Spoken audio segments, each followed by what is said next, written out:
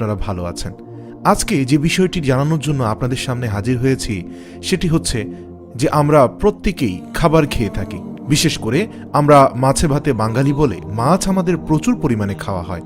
আর মাছ খেতে গিয়ে অনাকাঙ্ক্ষিতভাবে, অনিচ্ছাকৃতভাবে আমাদের এই মাছ খাওয়ার ফলে আমাদের গলায় কাঁটা বেঁধে যায়। মাছের কাঁটা বেঁধে যাওয়ার দরুন যে কষ্ট এবং ক্লেশের মধ্যে পড়তে হয়, এ থেকে নিষ্কৃতির জন্য ডাক্তারের শরণাপন্ন পর্যন্ত হতে হয়। এমন রয়েছে মাছের কাঁটা বাঁধার ফলে ভয়াবহ রোগ পর্যন্ত সৃষ্টি হয় গলার মধ্যে। এই কাঁটা আমরা কি করে সারাবো? একজন ভাই প্রশ্ন করেছেন, মাছের কাঁটা সরানোর জন্য কোরআন এবং সুন্নাহ থেকে কি কোনো আমল রয়েছে? জি ভাই, অবশ্যই রয়েছে। আমরা পবিত্র কোরআন শরীফ থেকে এই আমলটি নিয়েছি, যা আজকে আপনাদের জানাবো ইনশাআল্লাহ। যে আমলটি করলে ইনশাআল্লাহ আপনি মাছের কাটার যন্ত্রণা থেকে নিষ্কৃতি পাবেন এবং এই আমলটির মাধ্যমে আপনি গলা থেকে আল্লাহ পাকের অশেষ মেহেরবানিতে মাছের কাটা সরিয়ে দিতে পারবেন। এটা একটা পরীক্ষিত আমল। আপনারা এই আমল ইনশাআল্লাহ করবেন। লক্ষ লক্ষ কোটি কোটি মানুষ এই আমলের ফায়দা নিচ্ছে। পবিত্র কোরআন শরীফকে ভালোবাসুন, বিশ্বাস করুন, দেখবেন যে আপনার গলা থেকে কাঁটা নেমে যাচ্ছে। প্রিয় দর্শক, এই আমল করার সময় পূর্ণ একিন নিয়ে আমলটি করবেন, তাহলে আপনি এই আমলের সুফল হাসিল করতে পারবেন। অনেকেই বলে থাকেন, আমি আমল করেছি কিন্তু আমি এর সুফল পাইনি। মূলত আমল করার সময় বিশ্বাস এবং অবিশ্বাসের মধ্যখানে দোদুল্যমান হৃদয় নিয়ে যখন আপনি আমল করবেন, আল্লাহ রব্বুল আলামিনের উপরে, কোরআনের উপরে আপনার একিনের যখন স্বল্পতা থাকবে, তখনই এ আমল বিফল হওয়ার সম্ভাবনা সৃষ্টি হয়। কেননা যার হৃদয়ে সংকট রয়েছে, যার হৃদয়ে দোদুল্যমান সন্দেহ রয়েছে, আল্লাহ রব্বুল আলামিনও তাকে দোদুল্যমান পরিস্থিতিতেই রেখে দেন। আর আপনি কেন এই রোগের জন্য কোরআনের নিকট যাবেন?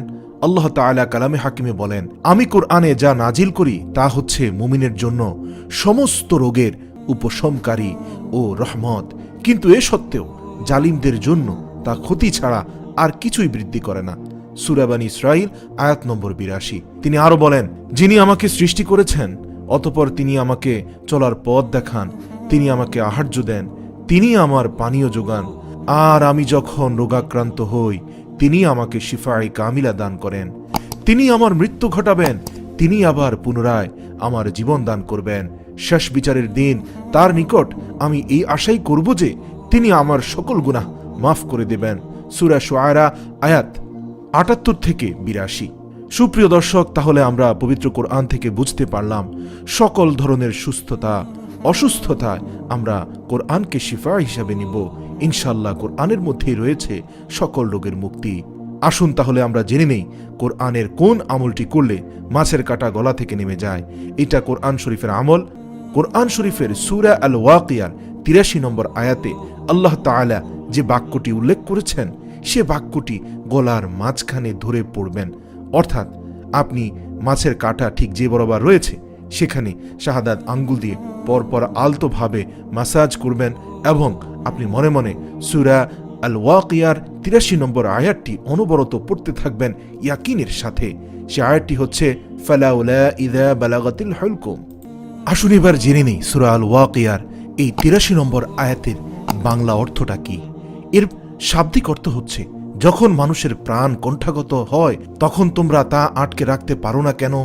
পরবর্তী আয়াতে আল্লাহ রাব্বুল আলামিন বলেন, আর তোমরা তো তখন শুধু অসহায়ের মতো তাকিয়ে থাকো, কিন্তু জানো না আমি তোমাদের চেয়ে তার অধিকতর নিকটতর, কিন্তু তোমরা তা দেখো না। সুবহানাল্লাহ।